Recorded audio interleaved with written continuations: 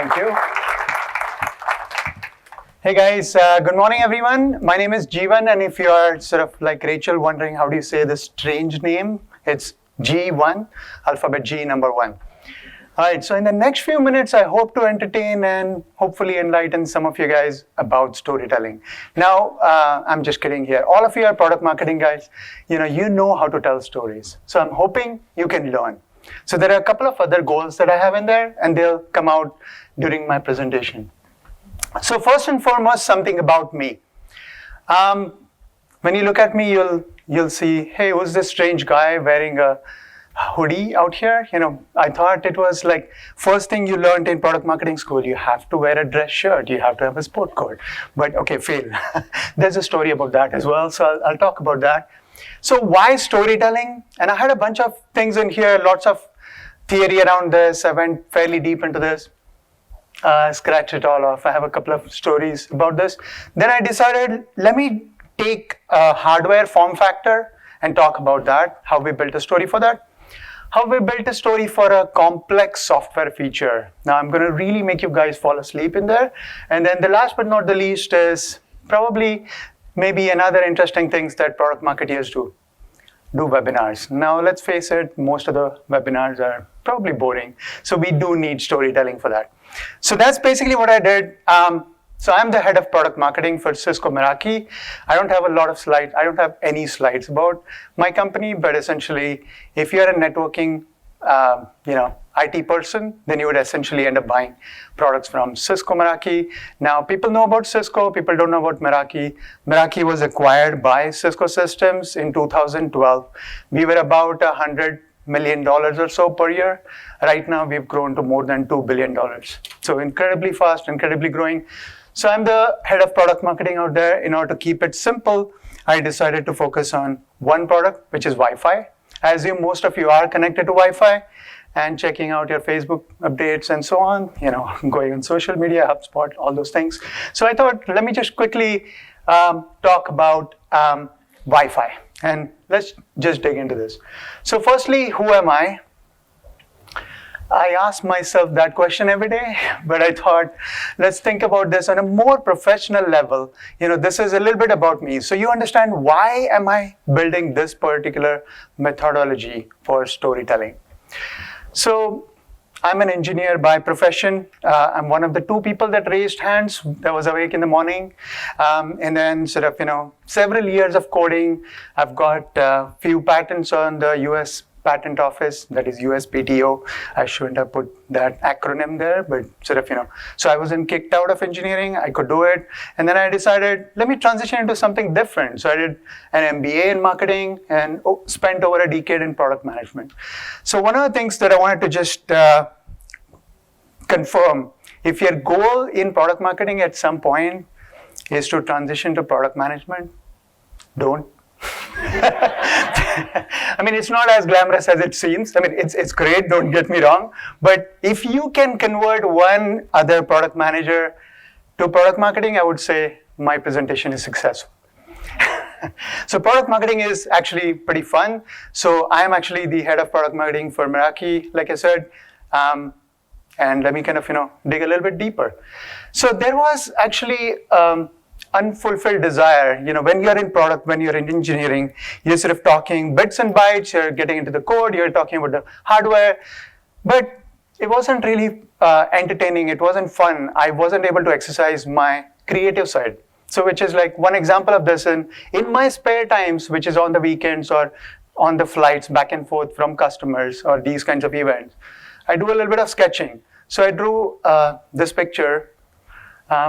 So in my spare time, and one of the product code names internally was called Hendrix. Now, hopefully you guys feel this is more Jimi Hendrix than Jesus. Both of them are really awesome, but and then this is the reason for my hoodie.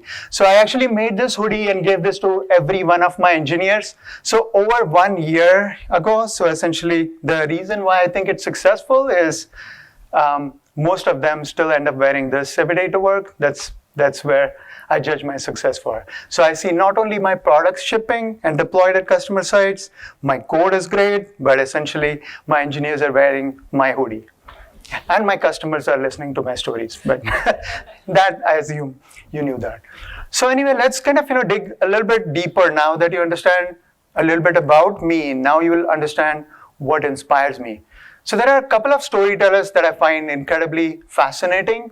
One of them is Richard Feynman. Just wanted to recap because I see a lot of young kids in this room. I want to make sure you guys don't lose this. Richard Feynman is insanely awesome. He's basically a physicist who won a Nobel Prize, and essentially he taught lectures at Caltech. Now this guy is so amazing that he was not only a genius, he was able to simplify everything to the simplest degree. You guys have heard this, right? You want to simplify everything so that your grandmom can sort of, understand it.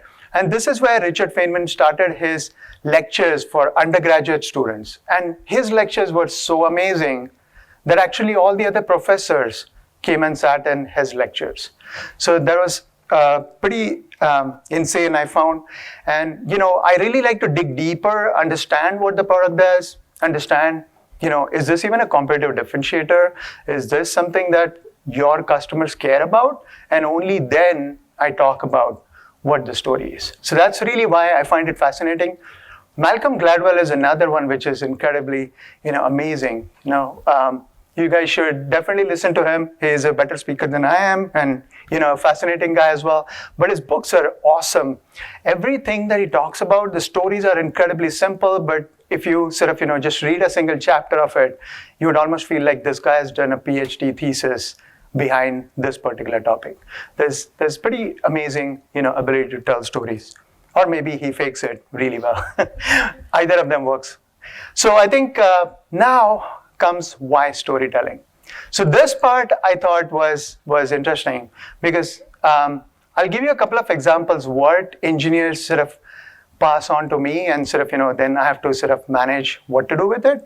But first and foremost, why is storytelling important? So I thought of like putting up pictures of the brain, the left brain, right brain, all the details of it, what's going on in there. And I said, you guys know the theory, you guys know storytelling. Why am I boring you with that? But, ever since the beginning of time, people have always loved to tell stories. I mean, people have loved to draw pictures, people have loved to tell small stories, sit around the fireplace and sort of, just entertain everybody, just inform everyone. Let's kind of, use a non-technical example. Does anybody remember who made this particular commercial? Okay, good. So plenty of you guys, but what I found was this is like one of the best examples of why storytelling is important. So for some of the people in the audience, this is a time when, you had a very lopsided game. You had, this advertisement was aired 1.5 minutes before the end of this particular game. And there were several competing advertisements with like David Beckham sort of taking off most of his clothes and so on and so forth. So there were like many reasons not to remember this. But this was, in the ad meter, the most popular advertisement. And really the answer around this one, and everybody seems to know this, one of the reasons for this one is really two things. Oxytocin and cortisone. I mean, these are the only two technical terms I'm going to use. When Julie showed that picture of the cute dog, there was oxytocin that got released. That's like so cute, moment, right? I mean, so the same thing happened in this one, but the first thing was cortisol. So this is really, for those who haven't seen this advertisement, please do. This is called Puppy Love. What was really happening is it's a farm and you sort of see this beautiful, cute little puppy who's friends with this Clydesdale horse. And essentially what ends up happening is because the puppy is going to be adopted, so it goes away, and then essentially the horse keeps following the puppy, and then ultimately the puppy keeps coming back to each other. So it's like such an awe moment. It is so amazing that at the end of the day, despite all the other competing ads, you remember it. Now, of course, it's a different thing that I assume none of these guys consume Budweiser, but I think the bottom line continues to remain. Remember, you're trying to get some tension into the customers, some tension and stress into the partners that listen to your story, and then you want to sort of have almost an emotional bonding with your product. That's really what is the ultimate thing that I want to achieve. From a technology standpoint, I'm sure all of you have seen the 1984 advertisement from Apple. This is where think different. Those are, of course, super well advertised. But I thought, sort of, let me just talk about this as a story.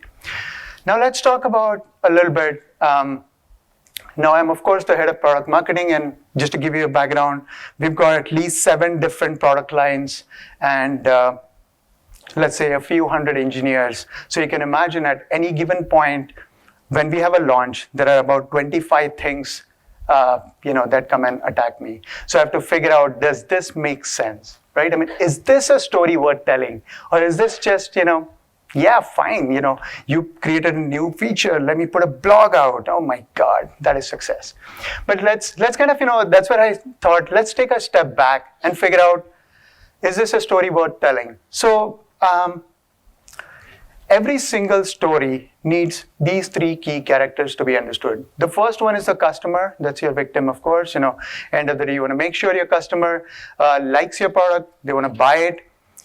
It's very important to differentiate and distinguish who is the customer. The role, the title is really important. Now, just to give you an idea, I mean, everybody here knows what's a Wi-Fi access point, right? In your houses, you call it a router. If you went to Starbucks out here, you're connected to a Cisco Meraki Wi-Fi. If you went to Dunkin' Donuts in the morning, you were connected to our Wi-Fi, and so on. But just to give you an idea, the customer could be the IT guy who's actually doing the deployment. The customer could be your VP who actually, CTO who opened up the purse to actually buy your product line. It could be the partner who is actually going and installing it. So who are you trying to tell the story to? Very, very, very important to keep that in mind. The second part of it is the product. Of course, your product is the one that solves all problems. Remember, you have to create attention first, but then you have the product, which is the solution. And then last but not the least is your competition, which is a villain, of course. So every time you are thrown, this new whiz-bang, feature from your engineering team, from your product management, remember, take a step back and write these down. So once you know this, then and only then you should proceed. But let's kind of, walk through 2 examples of the methodology that I follow. Like I said, everybody wants to talk about, look at my cool feature and what it does. And it's almost like nobody cares. The first one is, what are the benefits? And once you talk about the benefits, who are they for? Back to what I said, is it the cheapest? Then only your, the people that buy it actually care about it. If it is the fastest, maybe your IT people care about it and your end users care about it. And then, is it a differentiator or is it a catch-up feature? So that determines how much time do any of you guys spend on this. So I assume as product marketing people, we have to follow this particular bare minimum thing. And then, of course, when you come up with benefits, you need to understand what the product does. So that's almost a given. So that's why, to me, it's like, I have an ability to understand what the product does, what are the benefits, who are the customers and differentiators. So really, we work in partnership with product management. So all this sounds great, right? I mean, but how does this look in action? So let's take a look at 2 examples. So first, a story about a form factor. So we were about to launch Wi-Fi access points. And what was different about these particular ones is this is going to be the fastest and the best, and with a changed form factor. Now, a different form factor is like fascinating to you, and you're going to be in love with it. But for customers, it's an incredibly stressful event. Think about this. If you were to go up and sort of change the particular chandelier and install something else, you have to go up, you have to unmount this thing, you have to take it out, and then you have to climb up a ladder, you have to mount a different mounting bracket, then you install your chandelier or your access point. This is very painful. It might be beautiful. You are in absolute love with it. So you have to tell a story. Without that, it's going to be a struggle. So let's kind of, walk you through this. So first and foremost, here are some access points from our competition. One thing you might notice, they all look white. I've tried pretty hard to take their logos out. We don't worry about our competitors here. But just to give you an idea, this is what our customers see from the competition. They are, white squares, right? Because it's easy to make. So now you sort of, start digging into how do you stand out from a sea of squares? Right? So when you look up in the ceiling, right, how do you sort of stand out? So first thing is, what do we want to convey? We wanted to convey two messages. We wanted to talk about our new access points needed to have a function and a form. The function was, this is the fastest access points.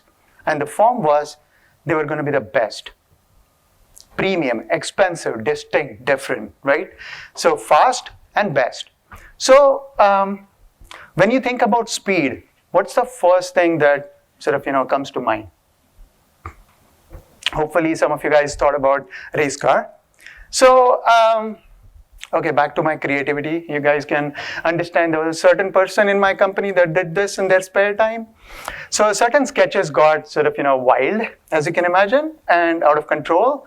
I even put in the back the nice logo and drew this, bridge and everything. But anyway, it's... but this was meant to be a cheesy sort of, cartoon. Ultimately, what ended up happening is we built two new access points that sort of, modeled after this. It sort of looked like these. So they're, of course, as you can imagine, the fastest and the wildest growing access points in our product history. So, of course, which is why I'm telling this story. We won't get into any of those numbers. None of you guys care about that. This is, there are two new access points we introduced and so on. So it's fine for me to tell a story, and I even subjected my sales engineers to my cute cartoon, cheesy cartoon of the car access point. But what's actually even more fascinating, for telling the story, is essentially make others tell your story. So we actually ended up, we were about to do a big launch, and for the launch, I decided to include one of our customers. And that's actually McLaren. So if you guys know about race cars, McLaren is a pretty well-known brand. So as you can think about this, what was I doing? We were announcing a Wi-Fi 6, the fastest access point ever. And for telling that story, we wanted it to be about speed. When you think about need for speed, we threw in sort of that particular cartoon, but which has not made its way to anybody outside of Cisco Meraki and sales team. But now all of you friends, PMM friends have seen this, but this is what our customers saw. And then my buddy Edward, he actually talked about this. So if you guys Google for this, you can definitely see Edward talk about our particular access points. And of course, he's used these. Now, if any of you guys are technical enough and sort of, say, wow, nice, this is a good story, but what does a racing car company actually need to do with high-speed Wi-Fi? So if any of you guys think about this, second step. So you guys can think about this. So imagine there is a race going on right now. Within one day, there is 1.5 terabytes of data that actually transmits. And while the race is occurring, imagine all of you guys may be engineers that are sitting in one room, and there's one of you who's actually constantly communicating with the driver, saying, I see this particular sensor in your car, it's actually low, so you should pull over. I see this is a problem, so you should take a pit stop after a certain time. So this is the kind of things that are happening. And these are the kinds of stories, it's better coming in from a customer. So we talked about hardware and platform. Now let me kind of, give you an example of software. So to tell stories, think about benefits, but not the features. If I wanted to bore you to death, I could have said, this particular technology within the Wi-Fi 6 access points has 8x8. It has OFDMA. It has so many other whiz-bangs and acronyms that none of you will understand, care about, remember. But the one thing you might remember is, hey, it was the McLaren racing car guy who actually talked about fast access points. So let's think about this. Now, this is just to give you a second to absorb the slide. I'm going to have a quiz on this later. No, I'm just kidding. But these are the typical things that my engineering throws at me. And given my somewhat complicated background of engineering and product management, I have no problem with this. This is totally cool slide. But now let's move on to this. It has details about a bunch of things, how the feature is implemented, different kinds of details from IEEE standard and so on. So then I decided, again, what do we want to convey? What's your plot? The benefits, to whom, and the differentiator. So everything is quite different in this one versus the hardware platform. So first and foremost, we started looking at the slide again, and I decided to highlight a few things that sort of make sense. So I only cared about the benefits. To help conserve power, help conserve battery life, reduce contention, and increase the airtime efficiency, and then up to 67% lower power consumption. Aha! So I got exactly the keywords that I was looking for. Who are the benefits? What are the benefits? How much? Who are they for? So with this, again, you guys remember I draw cartoons, but sometimes I don't have time. So then I do the second best thing, which is like Google search for images. Now these are, again, remember, they don't go out into the world. You are the only guys that are subjected to my cartoons and my Google searches. So I didn't worry too much about copyright infringement out here. But first and foremost, I built a cartoon. I flew in here from San Francisco. So essentially, I was waking up every hour on the hour. I'm going to have an amazing time today and presentation. Is it time for me to wake up yet? 11 p.m. No. 12 p.m. No. 1, 2, 3, 4. No. Finally 6 a.m. Right? I wake up. Simple cartoon that tells you about wake up time, target wake time. So for one device, you have an individual alarm clock. And then what I did, I got more creative. I got like a cartoon of rooster that's waking you up. So I said, there are 3 different presenters, right? There's Julie, Alex, and myself. Julie is presenting first, so let's make her wake up at 4 a.m. and Alex at 5 a.m. and me at 6 a.m., right? So I like to sleep. But basically, you can actually see the benefit of this. You are waking different people up at different time. And therefore, each of us, can continue to sleep, get our beauty rest. Right? So this is the simple cartoons that I subjected my sales team to. And of course, in the world of TikTok videos of 30 seconds or less, you can definitely, start understanding once you have cartoons like these, your sales guys might even pay attention to your stories. So that's basically what I did. So once I did this, then I transitioned on to getting our design team engaged, which is they actually make this public consumable. And then the end story we told our customers was essentially a simple cartoon like this. As you can see, this form factor is of the access point. We showed 2 different icons of smartphones, and then we showed the battery life. And at the end of the day, we used the term target wake time. We said 67% battery life. So which means that if you're carrying an iPhone around, you don't have to charge it twice a day. You can conserve your battery 67% of the time. This is a benefit of this particular capability. So that's basically an example of software. Now I thought, I transitioned just for a bonus. I thought, let me add one more thing. And I was going to say, Julie, you stole my picture of, Tom Cruise with the Mission Impossible. But, let me talk a little bit about the other one, right? The most biggest thing that you can think about, most webinars are boring, except for us, our families, and if you will, our engineers, and maybe our competitors, right? And some customers that we get leads. No, I'm just kidding. But the idea around this is blah, blah, blah. It's about products, features, so on and so forth. If you remember, I said at the beginning, Cisco Meraki is about networking products. Everybody has networking products. What's the differentiation for Cisco Meraki? It's really simplicity. Everybody has 50 slides that talk about simplicity. Here is how my product is simple. What we do is slightly different, and I'm using this example slightly differently. We decided to make webinars interactive. So essentially, if you guys watch Netflix Bandersnatch, What we ended up doing was create a new webinar that sort of says it's a mission impossible.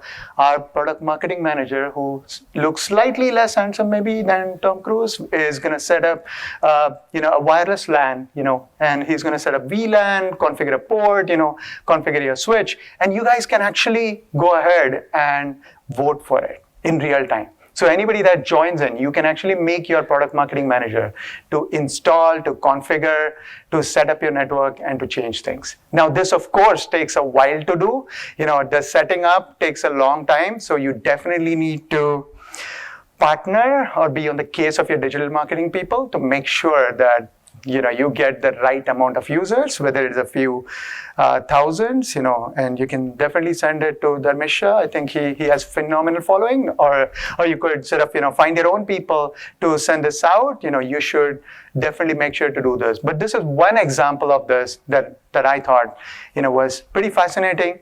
We got pretty much the highest number of views per webinar that we had with this kind of concept, and it was incredibly hard. It took a couple months to actually set it up and get it right and make sure it is foolproof, because as you can imagine, with a demo gods, right? I mean, it'll go wrong while you're about to do a demo, right? And doing a demo with a few thousand customers online could be even more exciting. So those are the kinds of things that sort of, I wanted to leave you with. Remember the principles, and hopefully you had a fun time.